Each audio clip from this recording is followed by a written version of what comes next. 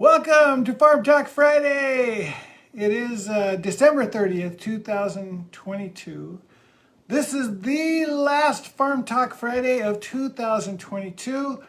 I'm Ken Jordan. This is my beautiful wife, Giovanna. Ready to party. She's ready for a New Year's Eve party right now. That's right. All right. And it's really only the end of the Gregorian calendar. There are many calendars. So most people deal with this one. Yes. All right. Okay. We've got our chicken tractor. That's our main one back there. Jane! Hi, Jane. Hi. We hope your holiday ended up being better than the message you put out on Facebook earlier. Yes. Let's keep it positive. Hey, Keep it Jane. Okay. Remember Breakfast of Champions? Jane, that was a fun New Year's party. Yeah. Yeah. Okay. So my parents said they were going to be on, but sometimes they have trouble getting Yeah. Well, hello to the other person besides Jane that's watching that we can't quite tell who's on. Okay. Do you think that was them? Maybe. Who Okay. knows? Okay, so we always start off with a permaculture principle. How many are there? 12? There's 12. Yeah, we're on permaculture principle number 4, which is apply self-regulation and accept feedback. This is an interesting one. It's not super obvious, but basically applying self-regulation that's like the holy grail of permaculture, because permaculture is supposed to be like set it and forget it, like it takes care of itself.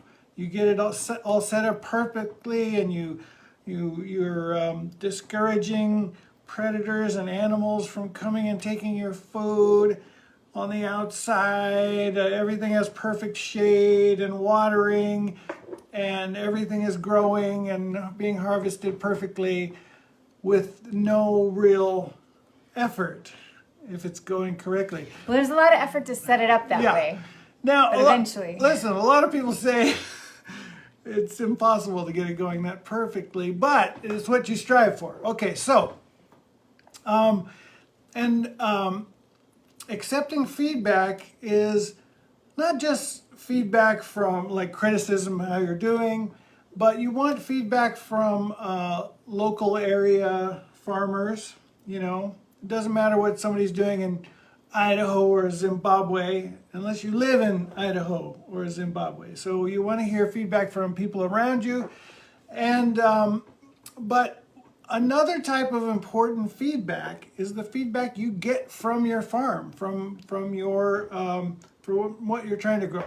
For instance, when we first moved here and set up shop, I was desperately trying to grow avocados. And tomatoes. So with the avocados, we've tried several different kinds. Hey, Pippa. We've tried several different kinds of avocados, and we're not having much luck. Most of the avocados die. We have a couple of trees that we're still barely trying to hang on to. But basically, the bottom line is that no one else is growing avocados in this area. There's no success here in the area, and that should have been the feedback to me that said, Ken, forget about it. It's not going to happen. So you have to accept feedback, and feedback can come many ways. Same with the tomatoes. We kept getting this fungus coming from underneath. It started off fine. Didn't matter what we did. We did it in planters. We did it raised. We did everything. It's just the soil tested, had experts, analyzed. So there's something about our soil, and that was more feedback. Don't try tomatoes.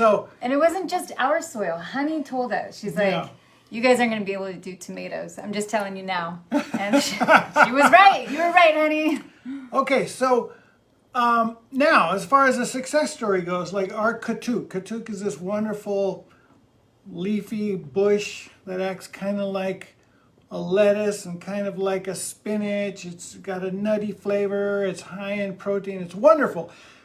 That thing is just killing it for us. We don't put any effort into it anymore. It's got the perfect amount of shade. It gets the perfect amount of water during the rainy season, and it survives during the dry season. We drip it a little bit. We give it a little drip. But overall, that is self-regulation, and that's the holy grail where you just set it and forget it. Yes, the Katuq's doing good.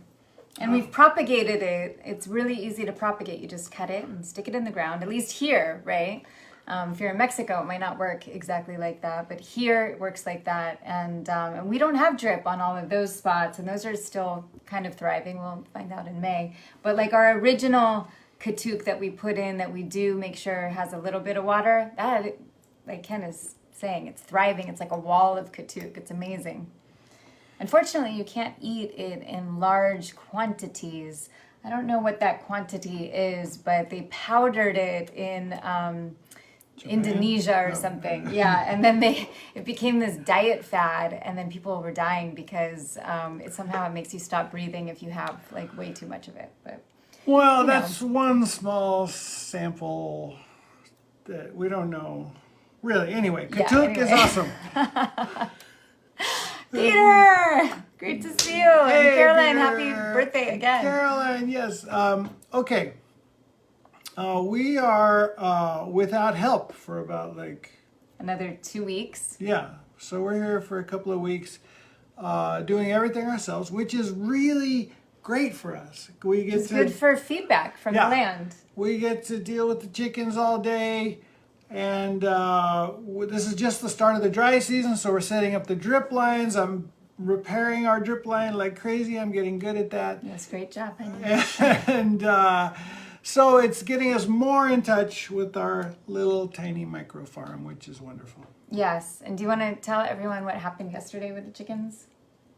Which was my fault. But nobody's fault. They just escaped. The two of them escaped a couple of times, and we have it totally figured out now. So I'm the one that came up with this idea and the system, but once I did it like one time, and then with like our worker, and and then he started doing it and setting it up and then undoing it before he left work. And so it's the extension to our smaller unit that houses our two newest chickens. And apparently I forgot like some of the tricks of how to keep them in. And so Lady Elegante escaped yesterday. Senora Elegante. And that was surprising to me because she seemed so shy. I had no idea like what would possess her to jump out or figure out a way to get out. I just expected that kind of behavior out of Guy. So we get Lady Senora Elegante back in, and then lo and behold, an hour later, Guy does not disappoint me, and she gets out too. So now we think we have it figured out. We've secured it in a new way, and anyway, that happened. That's right. And they know where their food's at, so they stay around pretty close. But they're a little skittish, chickens. There's like do people still play chicken? Like anyone that has kids right now, like do they play chicken where you like chase somebody?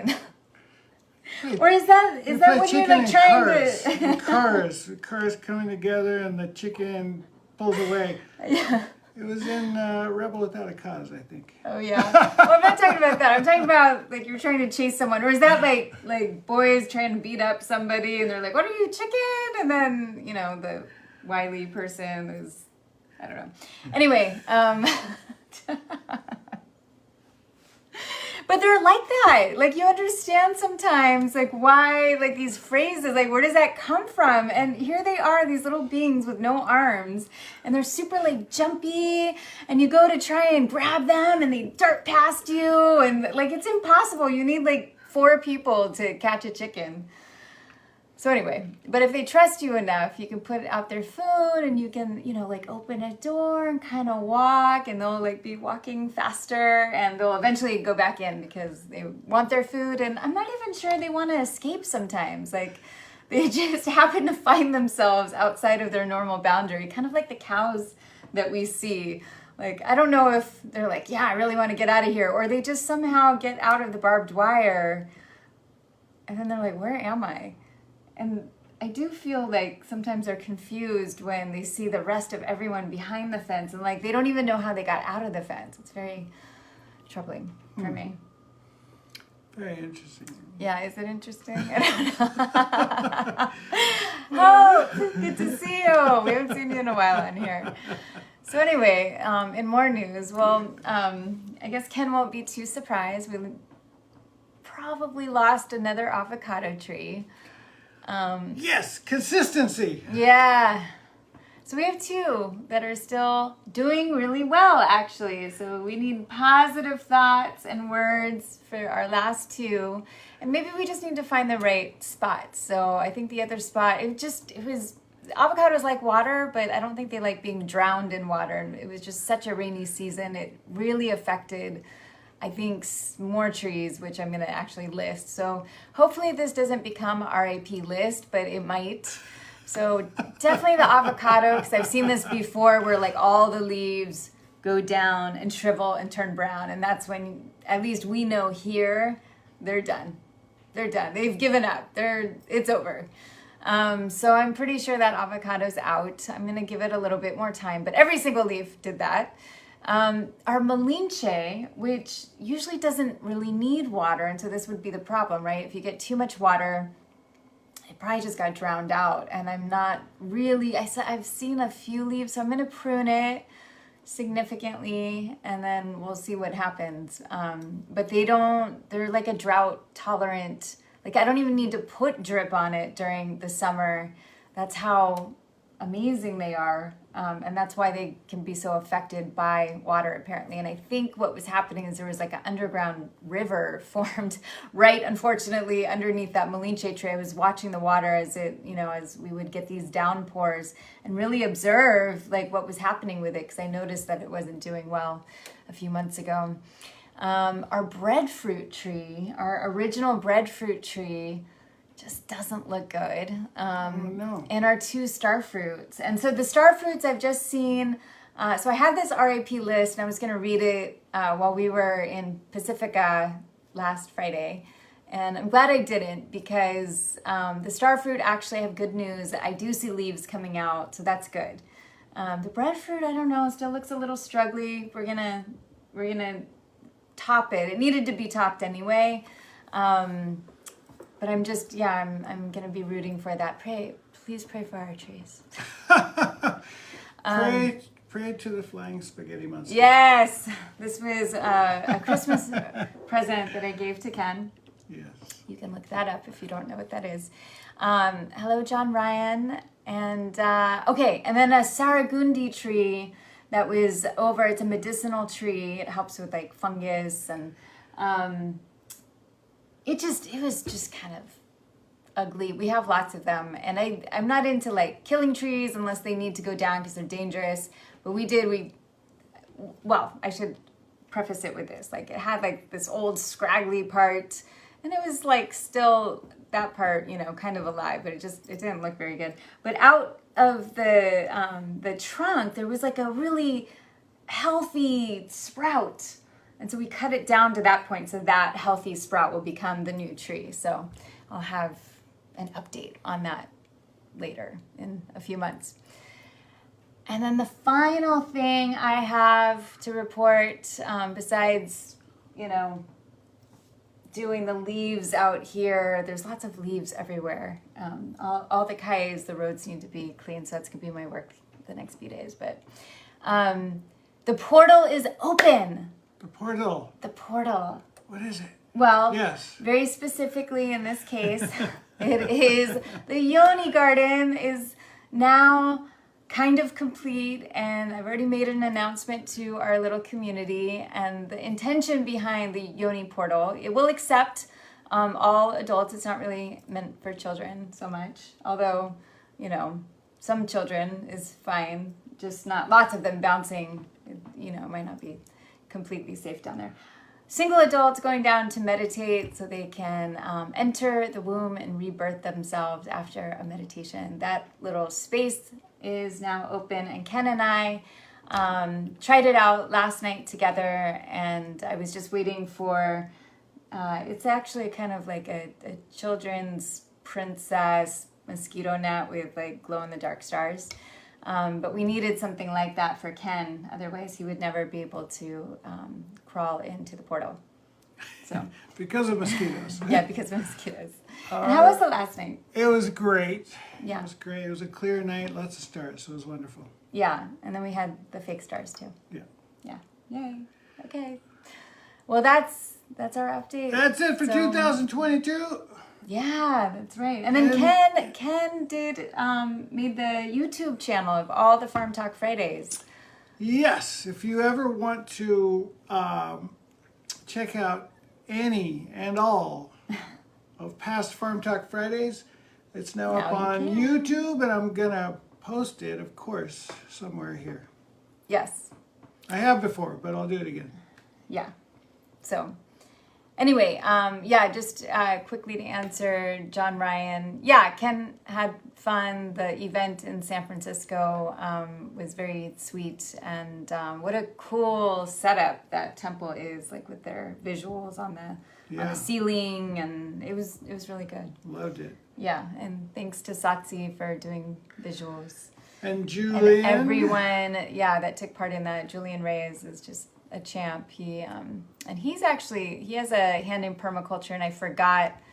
I mentioned him in last week's episode as well, but Julian helped produce this book called Re-inhabiting the Village, and it's all about permaculture villages around the world. And he gave us this book before we even had the thought in our mind that we were presented with this opportunity of becoming part of Rancho Delicioso. And so it was just, I don't know if that is defined as ironic, but I get worried about that word because Alanis Morissette misused Well, it. there wouldn't be irony in there. There's no irony. I'm not going to Alanis the irony word for that. Okay. But yeah, it was It would be ironic if he was someone who you criticized for having too much plastic or something like that. right. Okay. Anyways, yeah. So we now we are part of that movement of re-inhabiting the village, and yeah, it's just very cool. So yay! More props to Julian, and much love to all of you. Have a safe holiday, and yeah, bring in the new year any way that you feel inspired, or just stay at home. All right. Okay, we will see you next week in the new year. For myself and my beautiful wife, Giovanna, Happy New Year. See you next week.